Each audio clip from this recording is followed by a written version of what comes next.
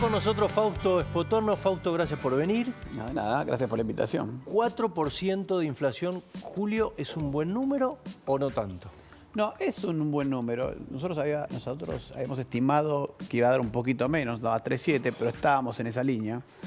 Es cierto lo que le está pasando al gobierno, que es más difícil cortar para abajo el 4% de inflación, que es lo que, de hecho ya lo sabíamos, hace meses que sabíamos que este punto iba a ser más difícil, porque, por un lado, si bien el gobierno está pagando los motores que generan la inflación, el déficit fiscal, eso ya está medio pagado, el balance del Banco Central, lo cierto es que siguen funcionando y sigue habiendo alguna emisión monetaria como resultado de eso. Y eso te genera todavía algún combustible para la inflación. A eso se le suma el tema de que hay que aumentar tarifas. En julio no hubo aumento de tarifas, pero sí lo hubo en agosto. En agosto y lo hubo en el mes de mayo, junio, creo, ¿no? Sí. Que eso empiece a impactar con retraso sobre la inflación, porque vos decís, bueno, aumento las tarifas. El señor que tiene una carnicería... Le aumentó la luz. Le aumentó la luz y te lo va a trasladar al precio de la carne. Sí, pero la carne no aumentó. No, la carne no, pero la luz del Bueno, carnicero justo sí. hablábamos de eso. Yo ponía el ejemplo recién con un comerciante, César, el tema del café con leche que dice Gustavo. El tipo, él nos decía, no aumentó el café, pero probablemente el café, la tarifa del bar, sí. Le aumentó el salario. alquiler, las expensas, la electricidad. Entonces, el café no aumenta, el café con leche sentado en un bar sí aumenta. Porque siempre hay que recordar que cuando vos comprás carne en la carnicería, no estás comprando carne, estás comprando carne en la carnicería, que es un servicio mucho más completo, claro, que solamente la carne, que te atienda el carnicero, te la corte, bueno, te compras la media res en el campo, ¿no? Claro. Está cerca de tu casa, bueno, y esos servicios adicionales que te brinda el carnicero tienen un costo, y el carnicero, si le aumentan esos costos, lo va a trasladar. Entonces, tenés esos impactos secundarios sobre los precios, por eso te digo que todavía, si bien apagaste los teléfonos, los motores de la inflación, todavía seguís teniendo esos impactos secundarios que te van a seguir pegando. Y además, si vos sabés que en agosto va a haber aumento de tarifas, también puede ser que te estén... Que te cubras. Que te cubras un poquito. No es la idea salir a perder plata. Entonces, tenés todos estos impactos y eso hace que la inflación le cueste cada vez más bajar. Ahora, cuando vos ves los grandes rubros o la inflación mayorista, por ejemplo, ahora falta el dato de la inflación mayorista, pero cuando mañana creo que se conoce. Mañana, cuando empezás a ver el dato de la inflación mayorista, lo que ves es que los productos están bajando de precios. La inflación de alimentos fue bastante baja, por ejemplo, en la primera semana de agosto, de los alimentos más puros. Entonces empezás a ver que en general la inflación se está concentrando en rubros muy, muy específicos, ¿no? Te pongo un ejemplo que sale mucho en mis grupos de WhatsApp. Colegios, por ejemplo. Colegios. Bueno, ese va aumentando con el salario. Es un rubro que está impactado por salarios, por energía, por... O sea, ese sector va a ser el último, si le ganamos a la inflación, va a ser el último que termine de aumentar. Exactamente. ¿No? Ese es uno, lo mismo salud.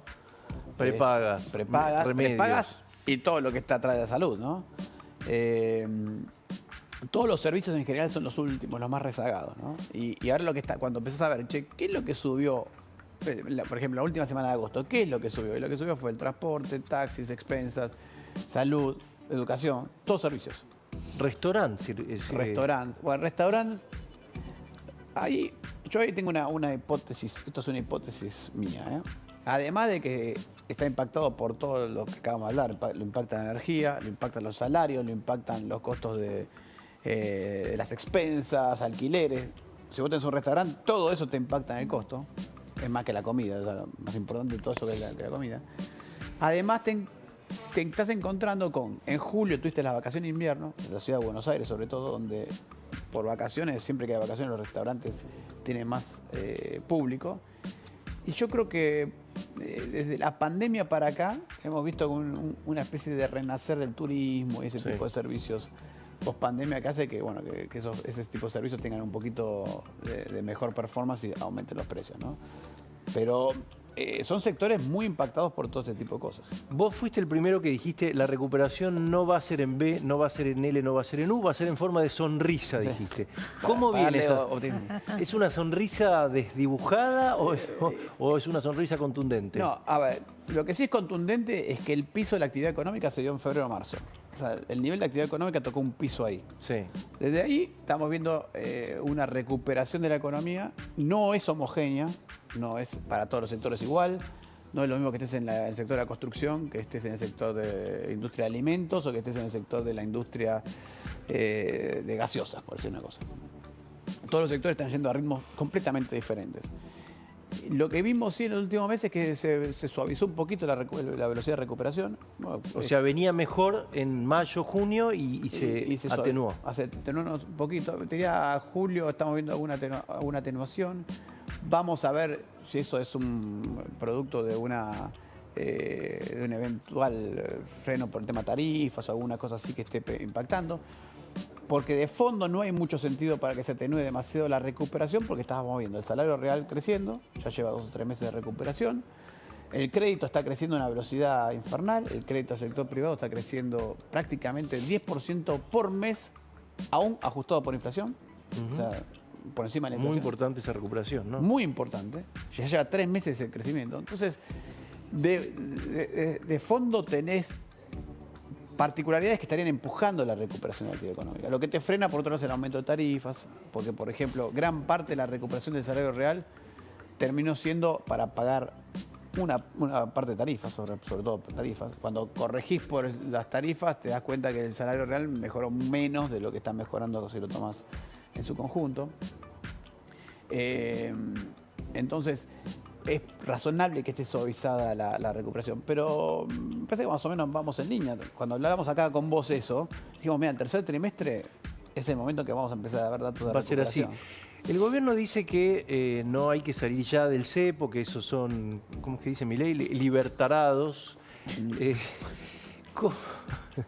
Se ríe Fausto porque sabe que es así. Pero, ¿cómo? En algún momento va a tener que salir del cepo, va a tener que bajar el impuesto país, va a tener que bajar retenciones como prometió. Sí. ¿Todo eso es posible o es...? A ver, todo eso tiene que pasar. O sea, y no sé cuánto tiempo tenga el gobierno, pero me queda claro que hay un reloj de credibilidad y confianza de decisiones de empresas y de grupos económicos sobre el tema del cepo, ¿no? Pero también entiendo la situación del gobierno que dice, bueno, si yo salgo mal, puedo tener un sacudón devaluatorio y dar marcha atrás con el impacto inflacionario que me puede generar eso, ¿no? Entonces, estoy ganando la inflación de a poquito, salgo mal del cepo, se me devalúa el tipo de cambio, me genera una inflación y eso me hace retrasar todas las ganancias que tuve en materia de inflación. Ahora, tampoco puedes pasarte 6 meses demorándote un año más. No puedes estar 2 años de gobierno con cepo porque empezás a perder la credibilidad que tenías. Entonces, me parece que el gobierno tiene que jugar en esos canales, ¿no? Entre no demorarse demasiado y ser lo precavido que tenga que ser como para hacer el cepo, ¿no? Si vos tuvieras, alguien que cobró el aguinaldo ahora y le sobraron, no sé, 200.000 pesos. Sí. ¿Qué hay que hacer con eso? ¿Hay que ir al dólar? ¿Cómo se ahorra? Bueno, en estos días, ¿no? Porque yo siempre digo, Argentina es en un escenario de riesgos por todos lados. Vos tenés 2 cosas que hacer. Primero, quedarte corto. Si vas a estar en pesos corto, no te tires tanto a largo plazo porque no sabés cuándo pueden cambiar las condiciones. Entonces, en pesos es con algún activo en pesos. Algún activo en pesos a corto plazo. Podés tener algo de dólar por si acaso, siempre el dólar es un gran defensor de todo esto. Y después yo creo que si Argentina sale del cepo y uno piensa que eso se va a dar relativamente rápido, también empieza a ser interesante los bonos argentinos, instrumentos de ese tipo que están muy baratos. O sea, hoy vos comprarías un bono en pesos o en dólares. Bono en dólares del gobierno nacional. Y deuda en pesos a corto plazo. Los títulos de pesos, instrumentos en pesos a corto plazo. ¿Acciones, por ejemplo? Acciones sí, pero hay que ver sector a sector. ¿De qué? Y porque ahí tenés sector energético, es interesante porque es un sector que va a crecer. Petróleo, por ejemplo. Petróleo. Son sectores que son atractivos porque están en crecimiento. Otra vez, tenés que mirar el precio de cómo está, si está muy caro o no. Vos acordate que en estas cosas tenés que analizar 2 cosas. ¿Qué perspectivas tenés? Y cuánto vale, porque si las perspectivas que vos tenés las tienen todos, por ahí está muy caro, ¿no? Pero a grandes rasgos ves en acciones lo que es petróleo, lo que es energía, me parece atractivo. No hay mucho de minería, pero por ahí conseguís empresas que trabajen con sectores mineros. Y agrícola, ¿no? Eso me parece... Entonces, vuelvo a la proyección que vos hacías, la famosa sonrisa. Vos decías, más o menos, después del piso se tarda 1 año y medio. Sí. ¿Seguís pensando Sí, eso? sí, sí. 1 año y medio desde abril sería entonces. Yo te diría que sí.